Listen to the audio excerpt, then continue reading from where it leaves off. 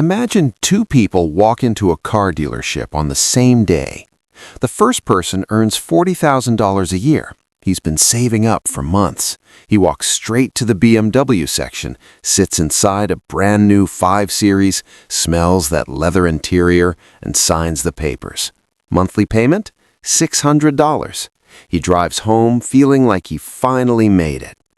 The second person earns $400,000 a year. He walks in, looks around briefly, and drives off in a used Toyota Camry with 120,000 miles on it. No leather smell, no heads turning, just a reliable car that gets him from point A to point B. Now here's the question that should genuinely confuse you. Why does the person with less money buy the expensive car and the person with more money buy the cheap one? This isn't a coincidence. It's not just a personality thing. It's actually one of the most revealing patterns in wealth psychology, and once you understand it, you'll never look at spending the same way again. Here's what most people believe about rich people. They believe that when you get rich, you finally get to buy the nice things. The designer clothes, the luxury watch, the expensive car, the big house. That's the whole point, right? Work hard, earn money, enjoy the rewards. And that belief makes complete sense on the surface. We see it everywhere. Every rap video, every Instagram flex, every Hollywood movie. Wealth is shown through things, visible things, things that other people can see and react to. So naturally, most people operate on a mental model that goes like this. Poor people can't afford luxury, rich people can, so rich people buy luxury. But when you actually study how wealthy people behave, not the celebrities, not the lottery winners, but the genuinely wealthy people who built their money over time, you find something that completely breaks that model. Most of them don't live that way at all. Thomas Stanley spent decades studying millionaires in America. His research found that the average millionaire drives a used car, buys clothes off the rack, and lives in a modest neighborhood. They are, as he called them, quietly wealthy. You would never know they had money just by looking at them. So what's actually going on here? Why do people with less money try so hard to look rich, while people with more money often try so hard to not look rich? The answer is psychological, and it goes much deeper than just spending habits. Let's start with a concept called social signaling. Human beings are social creatures. We have been for thousands of years. And for most of human history, status mattered enormously. It determined who you mated with, who trusted you, who protected you, who let you into their group. Status wasn't just ego. Status was survival. So we developed a very deep, very automatic instinct to signal our status to others, to show the tribe, I am valuable, I belong here, I am worth paying attention to. And in the modern world, one of the easiest, most visible ways to signal status is through objects. A luxury watch says something without you having to say a word. A designer bag communicates a message before you even open your mouth. An expensive car announces your arrival before you step out of it. This is why luxury brands are so powerful. They're not just selling a product, they're selling a signal. They're selling the feeling of being seen, respected, and admired. Now here's where it gets interesting. Who needs that signal most desperately? People who feel their status is uncertain, people who feel overlooked, underestimated, or invisible, people who want to be taken seriously but don't feel like they currently are.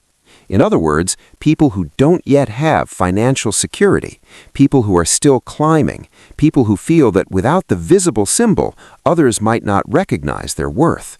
This is not a character flaw, it's a deeply human response to social anxiety. But it creates a brutal financial trap. Because here's the math of that BMW. $600 a month in car payments, insurance on a luxury vehicle, let's say another $200, maintenance, which is significantly higher on European cars, another $100 conservatively. That's $900 a month just to drive a car that's losing value every single day. Over 5 years, that's $54,000 gone. Not invested, not working for you, just gone. And at the end of it, you have a 5-year-old BMW worth maybe $12,000. Meanwhile, the person driving the used Camry, let's say he took that $900 a month and invested it instead. Over 5 years, at a modest 7% return, he'd have over $64,000. Not spent, not lost, grown. One person bought a signal, the other person bought time. That's the real difference. Now let's talk about why wealthy people think differently, because it's not just about being smart with money, it goes back to psychology. When you already have financial security, when you already have assets generating income, when you already know your net worth is growing, you don't need the signal anymore. Your confidence doesn't come from what people think when they see your car. It comes from knowing what your bank account and investment portfolio look like. It's internal validation, not external. This is what separates two completely different relationships with money. The first relationship treats money as a tool for status. Money is something you spend to show the world who you are. The goal is to look rich. The second relationship treats money as a tool for freedom. Money is something you deploy to create more money. The goal is to become rich and stay that way. And here's the brutal irony that most people never see. The first relationship keeps you poor.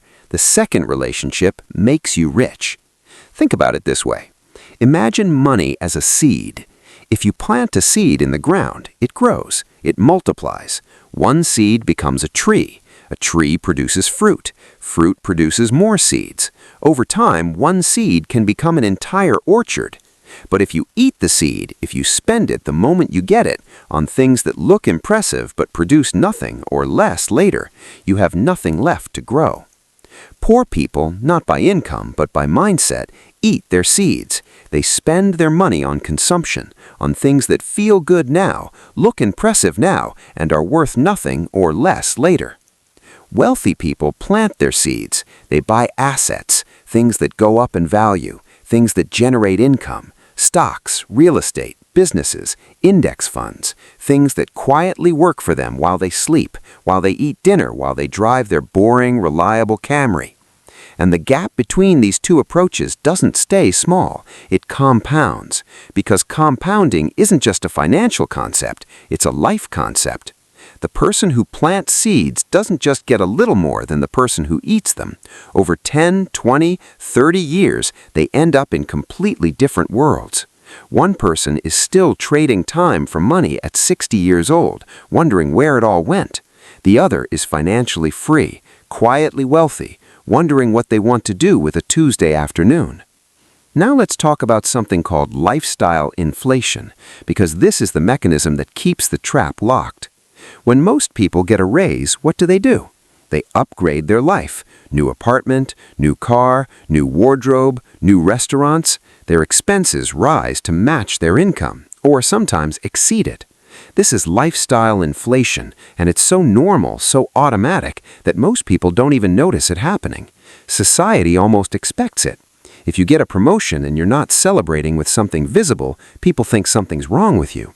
But lifestyle inflation is the enemy of wealth. Because no matter how much your income grows, if your expenses grow at the same rate, your financial position doesn't change. You're on a treadmill, moving fast, going nowhere. The wealthy people who stay wealthy and who become wealthy from middle class are the ones who figured out how to increase their income without increasing their lifestyle at the same rate. They find a way to let the gap between income and expenses grow, and they funnel that gap into assets. Not forever, not monk style, but consistently, early, and with patience. So what does this actually mean for you? It means you need to ask yourself every time you're about to make a significant purchase. That question is simple. Is this a seed or a meal? Is this money going into something that will grow, produce income, or increase in value, a seed, or is this money going into something that will be consumed, depreciate, or disappear, a meal? Meals are not evil. You need to eat. You deserve to enjoy your life. The goal is not to suffer now and hope it pays off later. The goal is to be intentional. It means buying the luxury item after you have assets that can pay for it, not before. Imagine this scenario. You build up an investment portfolio, it generates passive income, and you use that income, not your salary, to buy the luxury thing. Now the luxury isn't costing you your future, your money is paying for it. That's a completely different situation. That's not deprivation, that's strategy. It also means understanding that visible wealth and real wealth are often opposites. The person in the flashy car might be one missed paycheck from disaster. The person in the sensible car might have 6 figures quietly compounding in the background. Real wealth is invisible. It's in brokerage accounts and rental property income and business equity. It doesn't walk into a room and announce itself, but it works silently, consistently, powerfully. Here's the final thought I want to leave you with. The luxury industry is worth hundreds of billions of dollars every year, and a significant portion of it is paid for by people who can't actually afford it. Not because they're foolish, but because nobody ever explained to them that The whole game is rigged against that instinct. The signal they're buying, the respect, the status, the feeling of having arrived, is temporary. It fades. The car gets old, the watch becomes last season, the bag gets scratched, and then you need the next thing to feel it again. But an asset doesn't fade. It compounds, it generates, it quietly builds a life underneath you that no one can take away. The rich don't buy luxury to feel rich. They already feel it because they are it. In spreadsheets and property values and dividend deposits. In the freedom to say no to things they don't want to do. And the path there isn't secret. It isn't complicated. Plant seeds. Let them grow. Don't eat what you're supposed to plant. That's the whole game. If this video made you see money differently, hit subscribe because this is just the beginning.